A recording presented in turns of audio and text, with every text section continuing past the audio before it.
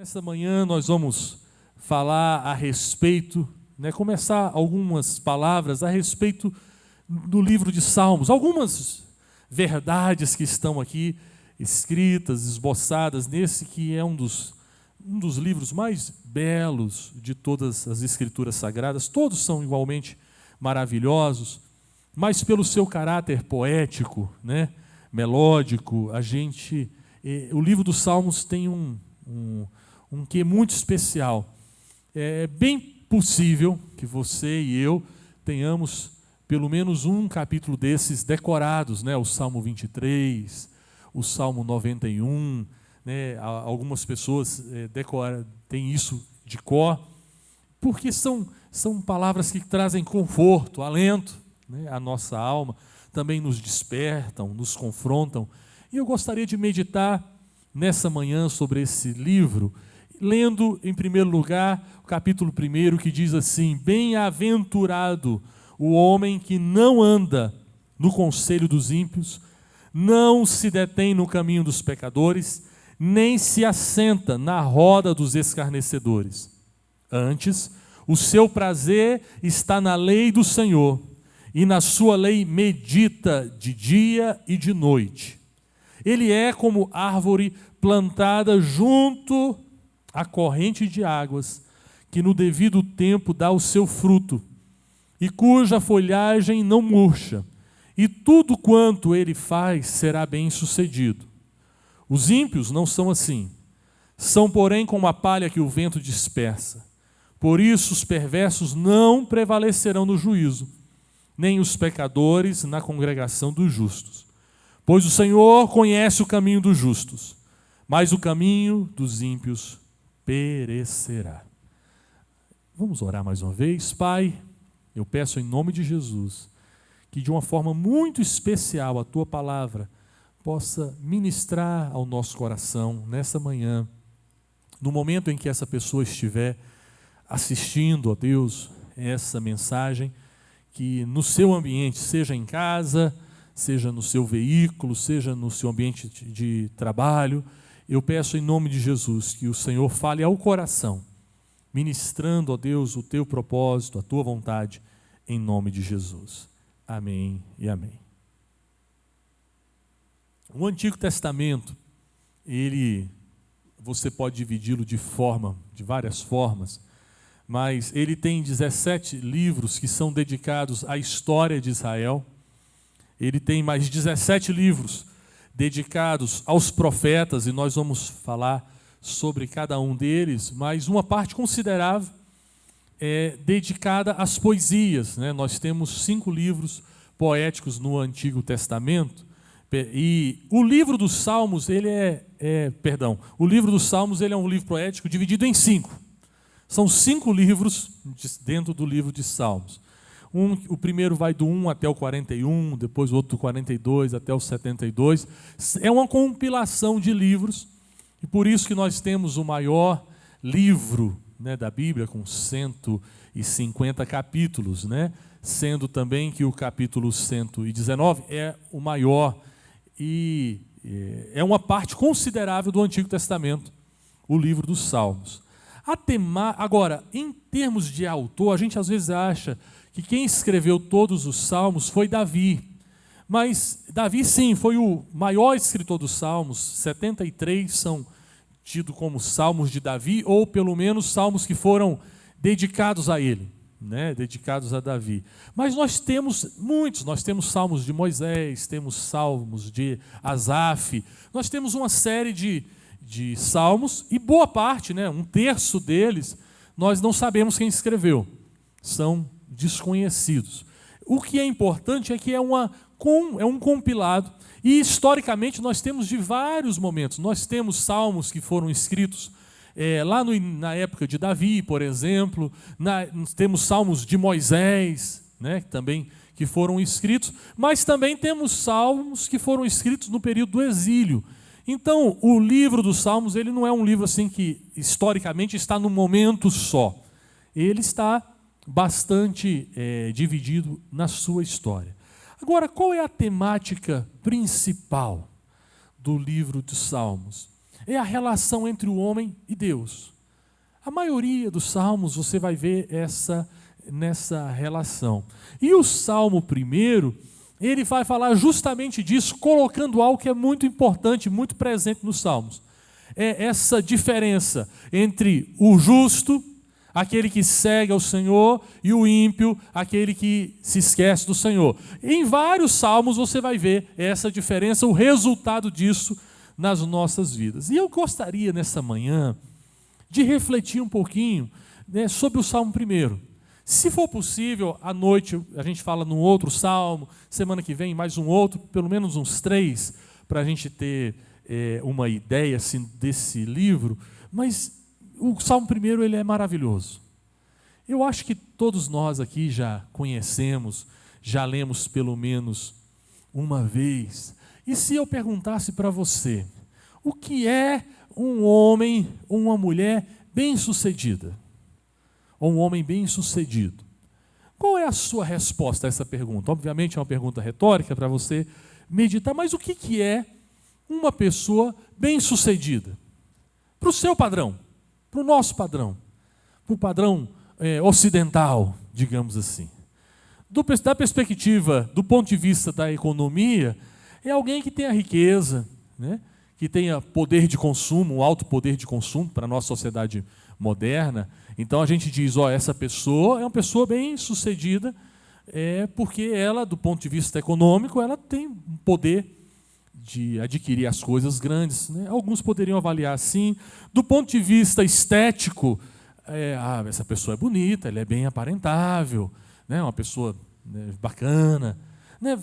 Do ponto de vista assim, mais existencial, psicológico, alguém poderia dizer, não, bem-sucedido é aquela pessoa que é feliz, independente do que ela faça, do que ela tenha. É a pessoa que é feliz, e talvez seja uma das grandes confusões com respeito à felicidade, porque a felicidade ela não é um padrão único, e tem algumas pessoas que por conta dessa felicidade justifica-se qualquer coisa. Né? Eu não estou feliz nesse relacionamento, então isso é a justificativa para deixar o relacionamento. Eu não estou feliz nessa situação.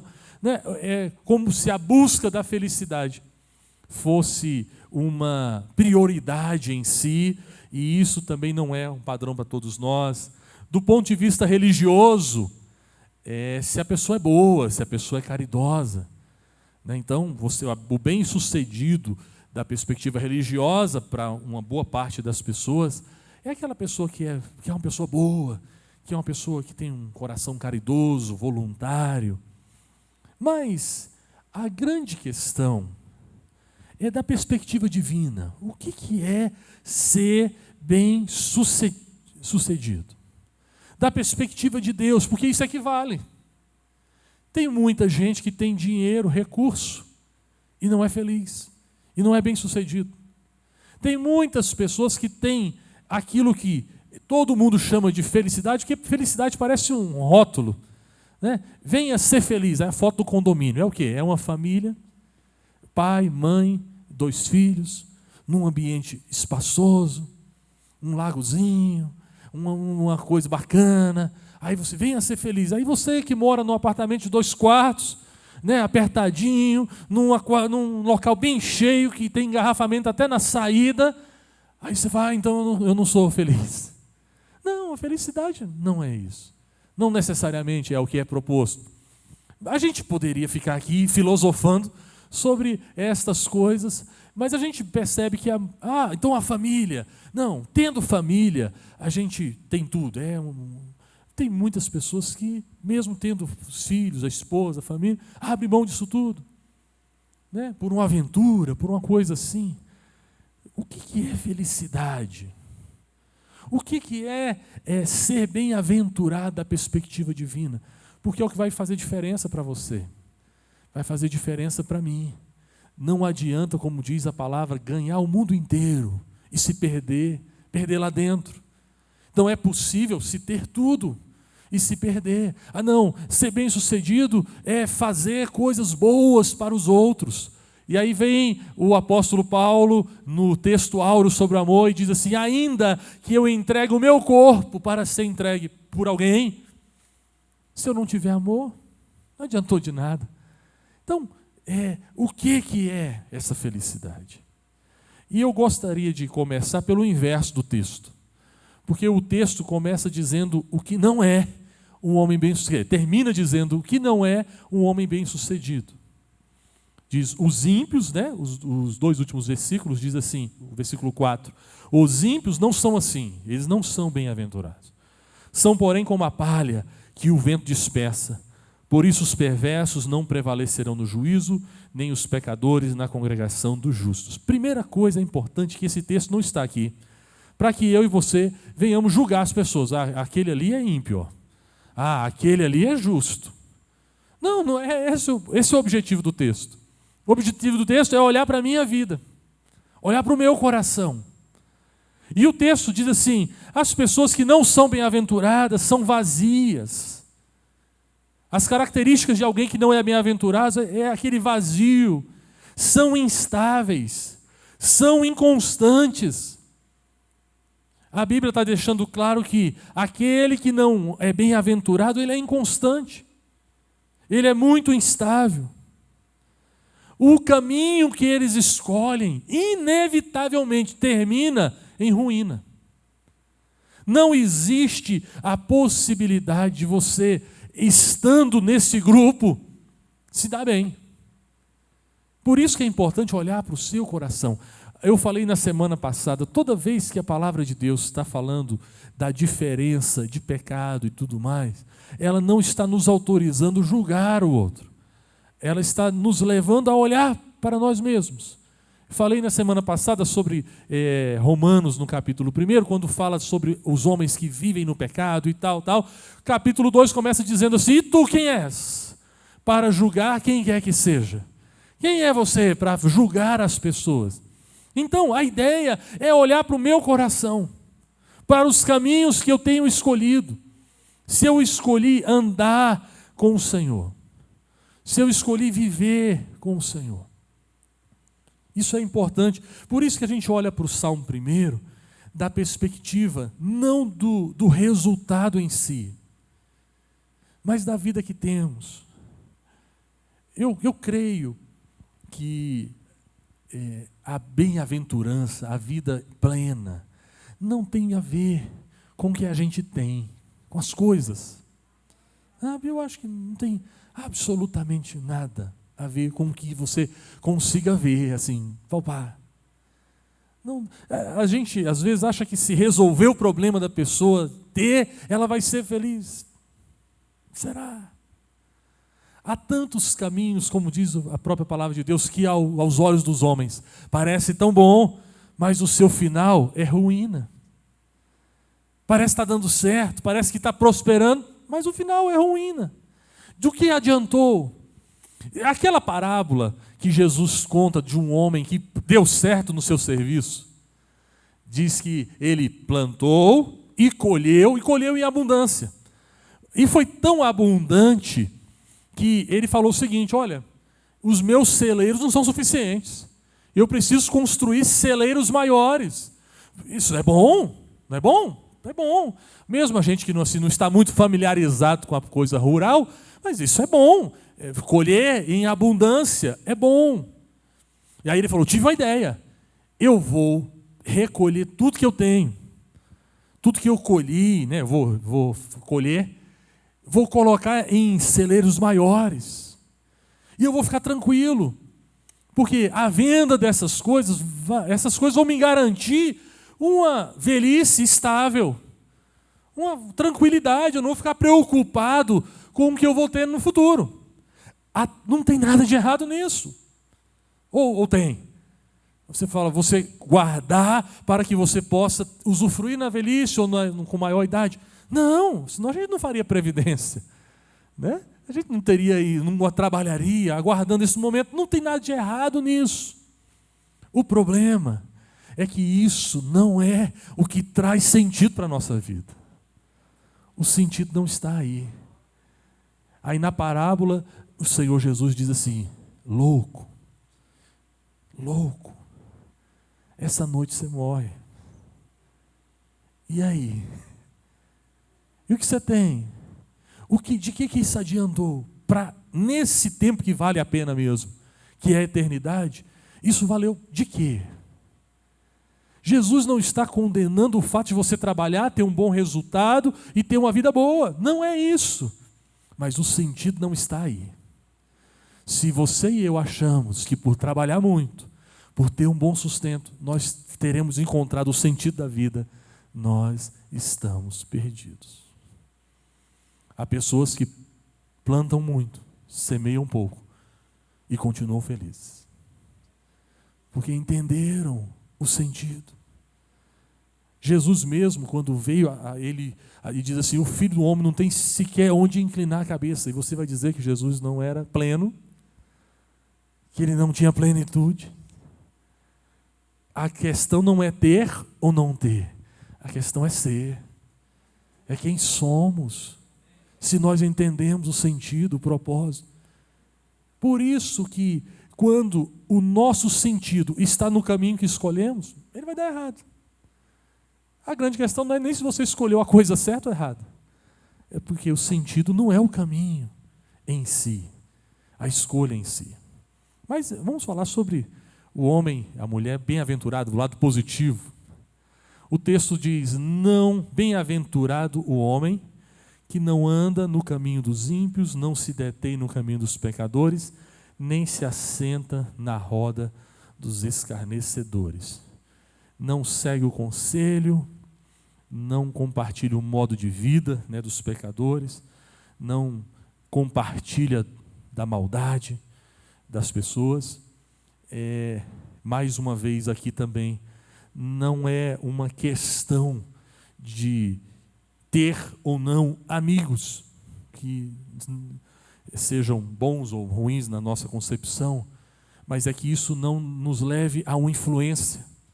Nós não podemos nos deixar moldar a esse estilo de vida. Jesus era alguém que o seu ciclo de amizade era muito complicado. A Bíblia diz que Jesus era amigo de pecadores. Como é que Jesus era conhecido por boa parte das pessoas? Como um glutão e como um beberrão. Se fosse uma questão estética, de obesidade, eu não acho que Jesus devia ser obeso, é mais fácil, né? Olha lá, está gordinho, come muito, né? Mas a fama de Jesus não se dava pelo seu aspecto pessoal, mas pelo grupo com quem ele estava. Essa ideia de diga-me com quem andas e direi quem és, para Jesus não colou muito. Porque Jesus andava com gente complicada. Alguns diziam assim, ele anda com publicanos, ele é amigo de pecadores. Dentro do grupo seleto de Jesus, assim, o grupo da liderança, nós tínhamos cobradores de impostos. Nós tínhamos pessoas erradas, que estavam andando com Jesus. Só que no caso de Jesus, não é a pecaminosidade do pecador que invade Jesus. É a graça de Jesus que invade o pecador. É o inverso. Então, a grande questão não é se você tem ou não um amigo ímpio. Porque isso é um problema para a igreja, às vezes. As pessoas pensam assim, não, vamos criar um condomínio só de crente. Vamos, só Jesus. A escola só de crente. Então, irmão, Jesus amado, Deus me livre, né? A escola só de crente, a blusa só de crente, só uso blusa que tem Jesus, gospel. Meu carro tem que ter o adesivo, foi Deus quem deu. Então, isso não garante nada. Não é assim, não é esse o propósito. O propósito é justamente o inverso. Jesus diz, vós sois o sal da terra. Vós sois a luz do mundo. Você não pega a luz e coloca debaixo da cama. Você pega a luz e coloca no lugar mais alto para que ela ilumine as outras pessoas, todo mundo.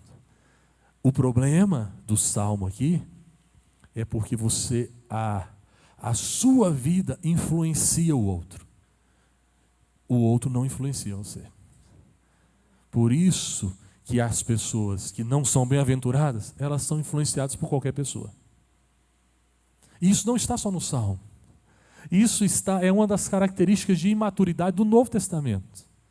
Paulo, quando está falando de maturidade, de imaturidade, ele fala assim, olha, os imaturos, eles são levados ao redor por todo o vento de doutrina. Não é muito parecido com o Salmo 1? É como uma folha que o vento dispersa.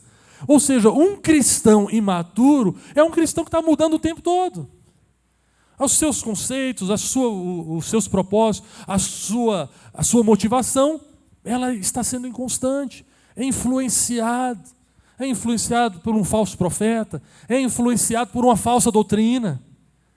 A maturidade está justamente naquele que tem as suas raízes profundas e não se deixa levar, pelo contrário, ele influencia as outras pessoas. Estar perto dele é estar perto de Jesus.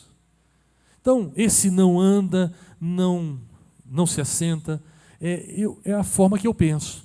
Talvez eu possa estar equivocado, mas eu acho que esse texto pode ser muito usado assim, de forma muito legalista.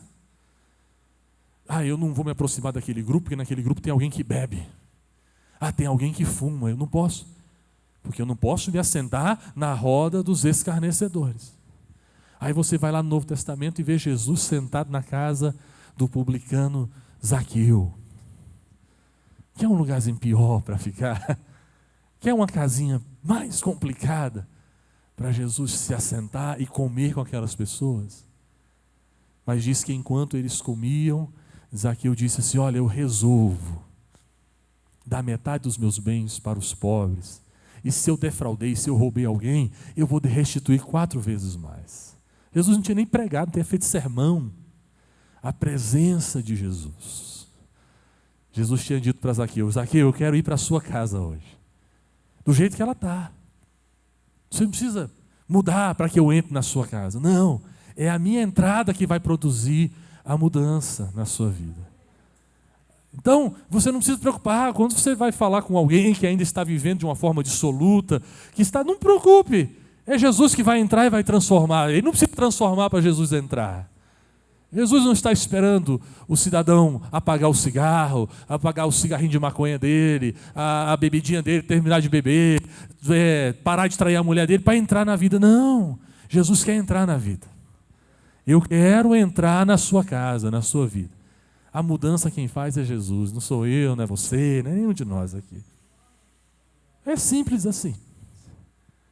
Então, mas há uma característica que continuando o salmo aqui, ele diz assim, ele não se assenta, não anda, não se detém, antes, pelo contrário, o seu prazer está na lei do Senhor. Eu acho que isso é maravilhoso. O segredo do sucesso do justo não é encontrado em sua piedade, mas no fato de que o Senhor o conhece. O Senhor está perto dele. E ele tem esse prazer, essa relação com o Senhor. E aí eu acho bacana esse texto.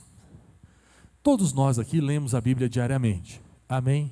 Não importa, não estou nem olhando só. Você está com máscara, não tem problema.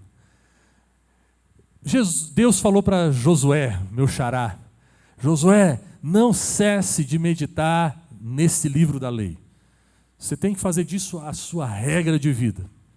Você precisa meditar, entender, compreender. Estava se referindo especificamente aos 5 livros que Moisés havia, os 5 livros, o Pentateuco, os livros de Gênesis a Deuteronômio.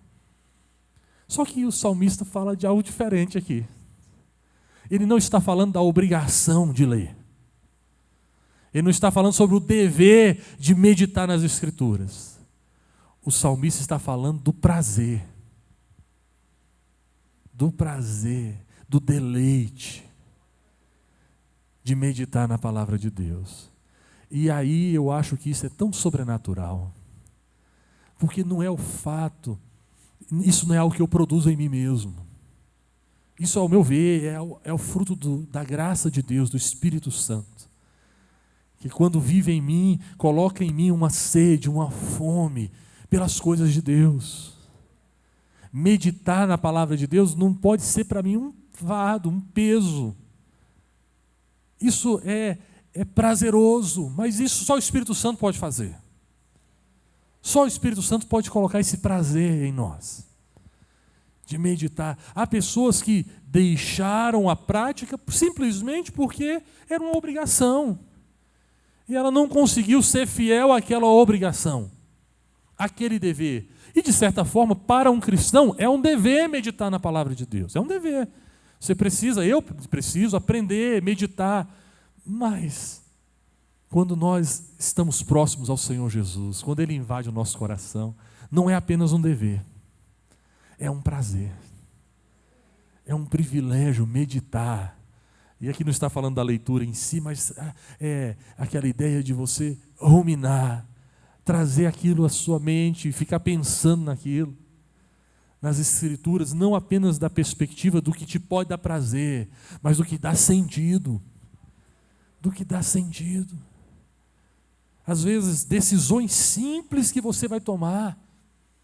Se eu tivesse meditado nas Escrituras Sagradas a respeito daquela decisão, teria tomado uma decisão diferente. Mas eu preciso ter prazer nisso. Isso é algo que o Espírito Santo gera em nós. Agora, o texto não fala apenas disso, mas fala: o Senhor conhece o caminho dos justos. E aí, como eu falei antes, não é apenas um fato de você ser bom, ruim, legal, é o fato que o Senhor conhece você. O Senhor conhece os seus caminhos, a sua motivação, o seu coração. E isso é maravilhoso. Nós somos conhecidos do Senhor. É o que faz toda a diferença, né? É o que vai fazer toda a diferença na eternidade, é o fato de você ser conhecido do Senhor. Não é a quantidade de versículo que eu sei de cor, mas é o fato de Jesus saber o meu nome.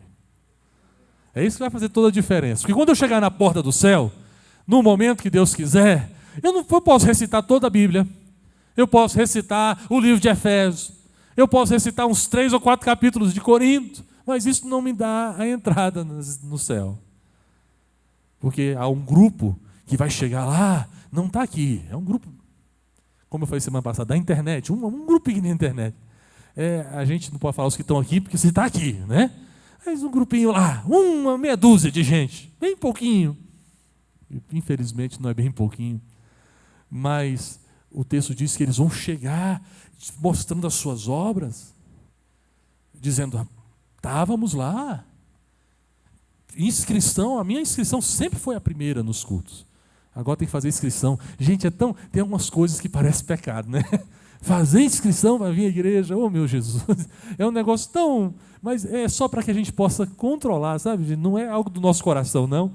Isso aqui a gente queria, o nosso desejo, e quando acabar esse negócio todo, é que isso aqui esteja lotado, cadeira no meio, 2 cultos por semana. Não tem, esse negócio de fazer inscrição para limitar é uma necessidade momentânea. A minha inscrição era a primeira, Jesus. Sempre foi a número 1. Batia lá, a irmãzinha chegava, ler o QR Code, o meu era o primeiro. Estava ali, na live, visualização, curtia e compartilhava. Fica a dica. Curtia, tal, compartilhei.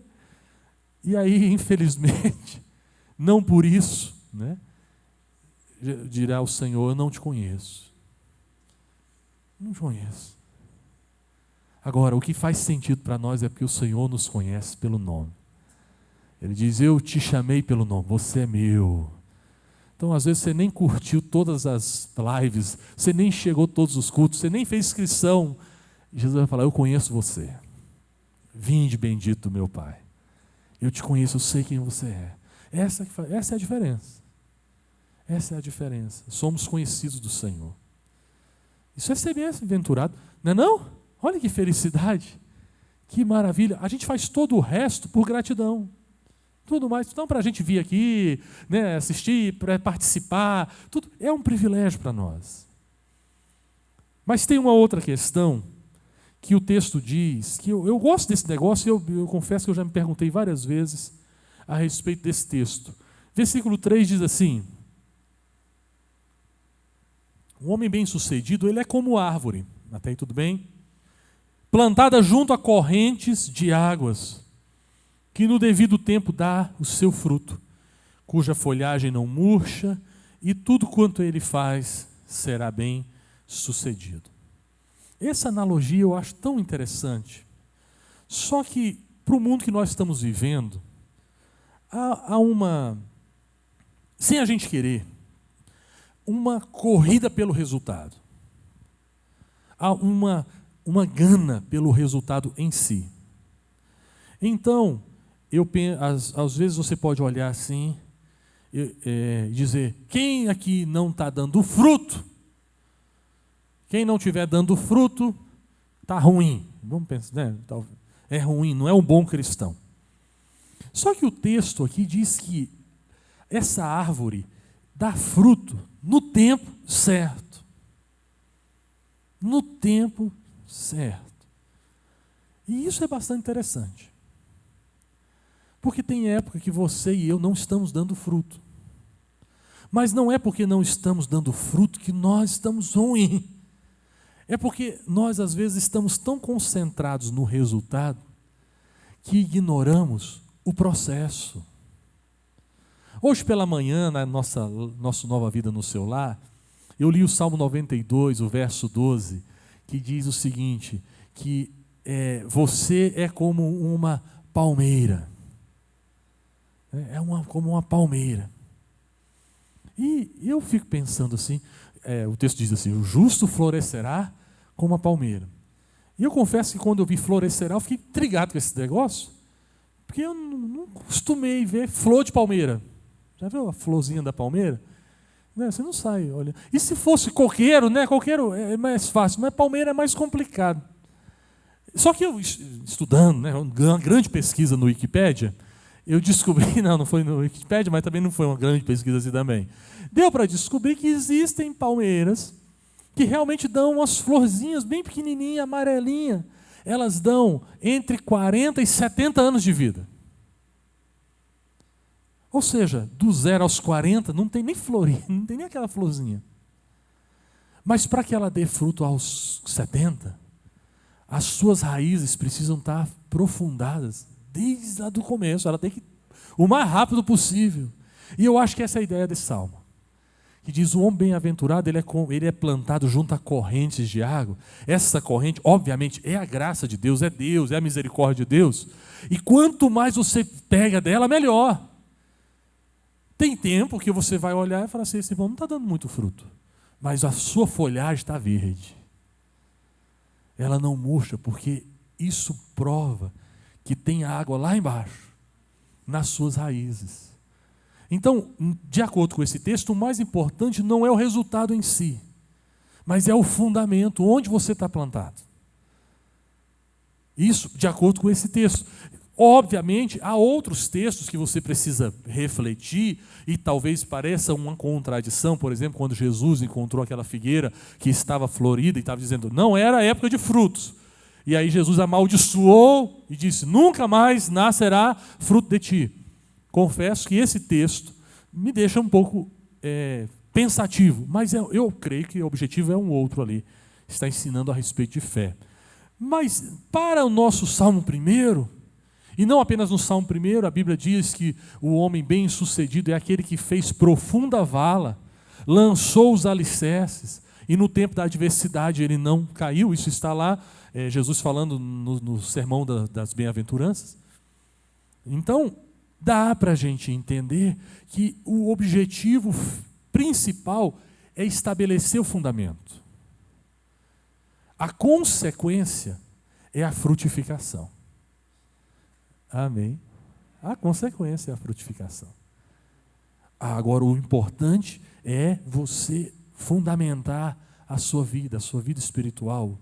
As bases precisam ser a palavra de Deus. Tem gente que acha em crise, entra em crise e fala assim, nossa, mas eu já fui tão mais frutífero. Sim, às vezes precisa de um adubozinho, está precisando de um cuidado melhor, mas às vezes é só um tempo. É o processo. Amanhã você vai continuar dando fruto, porque o texto lá de Salmo 92 diz assim, na velhice ainda darão frutos. Então você não vai parar de dar fruto. A ideia é o seguinte, não importa se você está frutificando toda semana, o que é importante é que você, do momento certo até o finalzinho, você dê fruto, no tempo certo. Deus é um Deus que respeita o processo. Deus não é só o Deus do resultado. Senão ele teria enviado Jesus com 30 anos. Já chega lá, pum, apareceu no deserto lá, um jovem de 30 anos. Não, respeitou o processo, nasceu de uma mulher pequenininha, teve que aprender a andar, falar. Passou por todo. Por quê? Porque o processo é importante. O processo faz parte. Não dá simplesmente para pular. O processo também é importante. Tudo bem, com 30 anos, ele começou o seu ministério público, mas nasceu como um bebezinho. Isso eu acho que tira um pouco de nós aquele peso, aquela coisa do resultado. É importante o resultado? Sim, mas o mais importante é a fundamento. Amém? Pronto. Amém.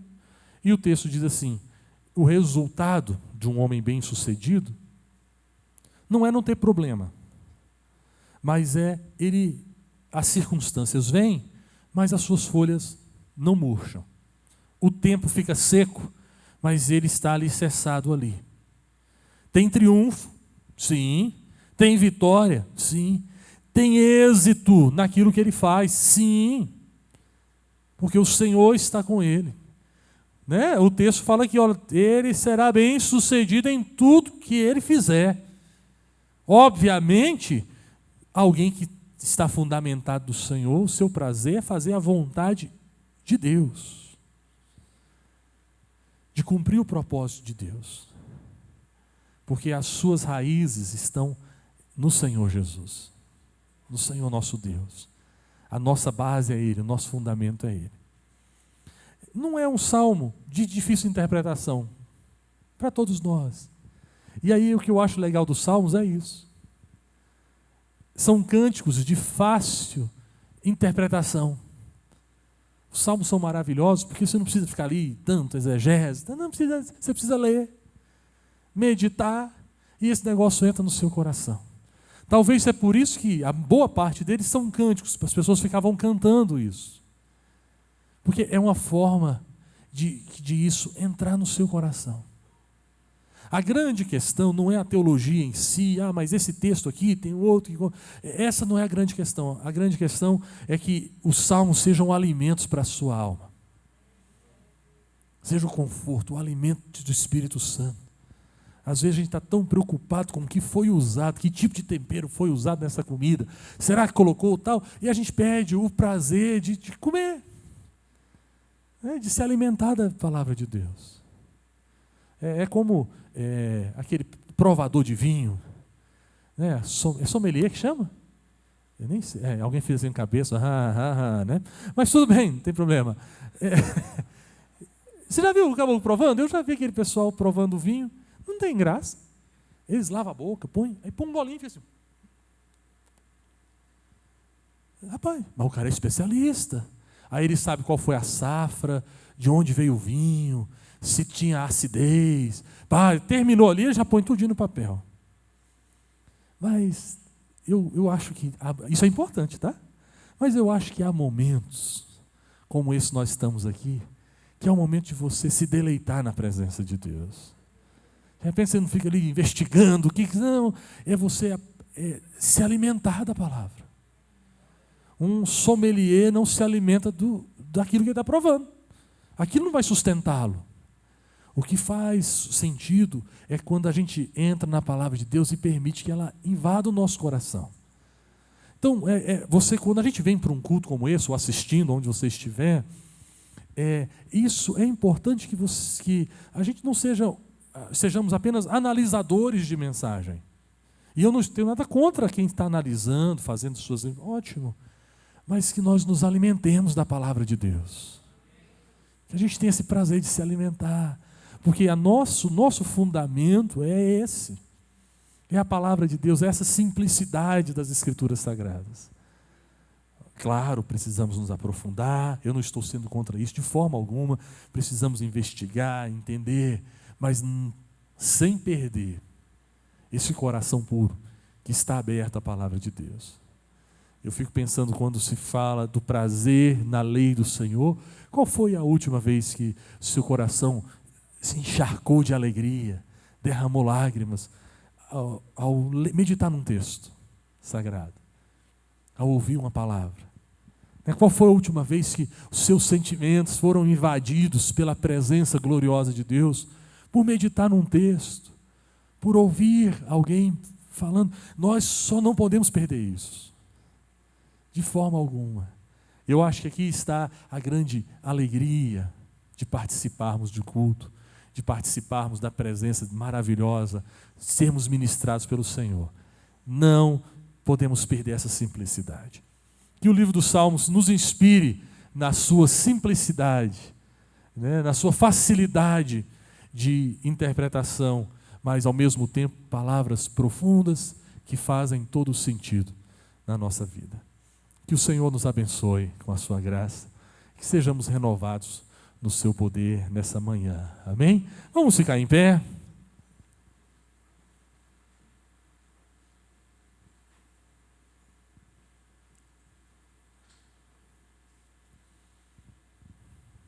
E a minha oração é nesse sentido.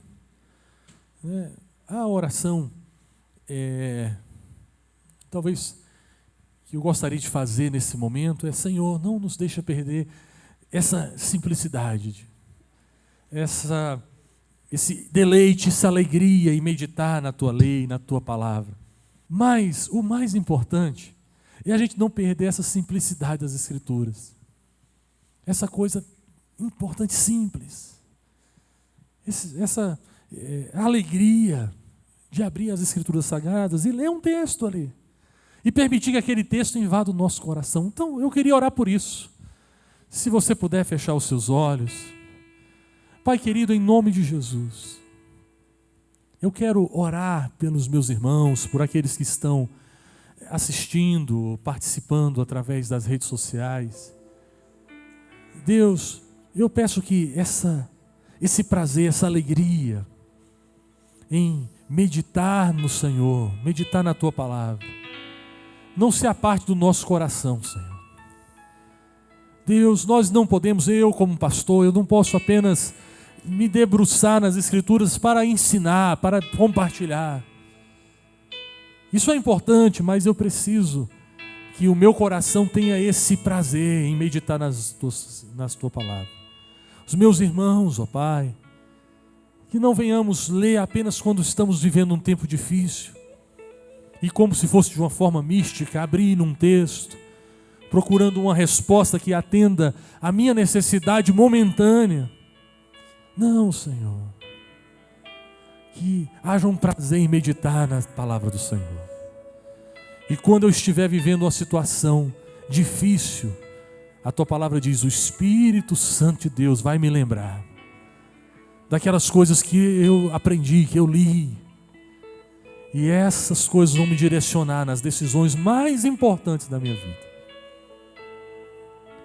Ó Pai, não é só uma questão de resolver o problema, de ter um resultado bom. É uma questão de trilhar o processo. Para que uma árvore tenha as suas folhas verdes o tempo todo, não dá para colocar em qualquer lugar a sua semente. Precisa ser num local onde tem água. E Teu Espírito Santo é a água que flui. Ó Deus, precisamos escolher bem o local. Precisamos lançar bem os nossos fundamentos. E aí, na época da seca, na época da estiagem, mesmo que ela demore, as nossas raízes estão aprofundadas em Ti. Vamos dar fruto sim, no tempo certo. Mas o mais importante é que o nosso coração esteja fundamentado em Ti. É isso que eu peço para a minha vida, Senhor.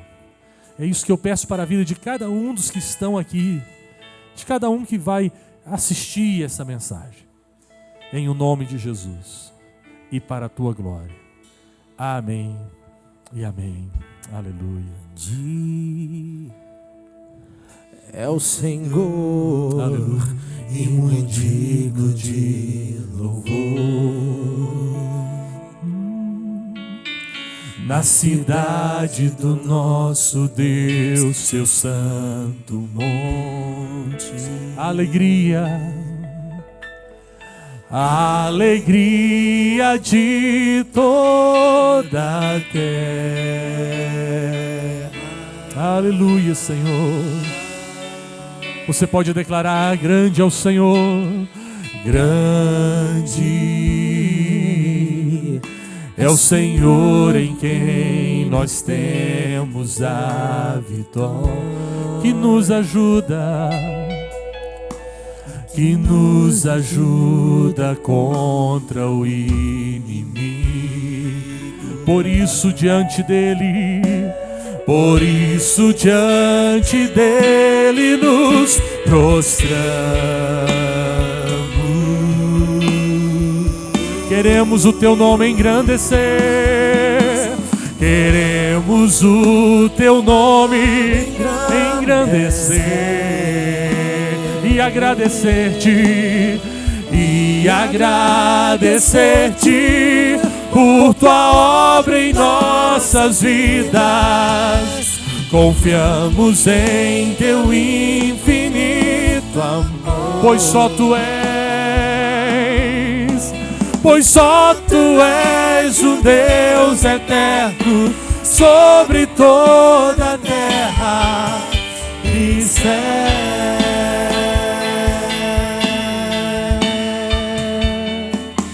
Aleluia, aleluia.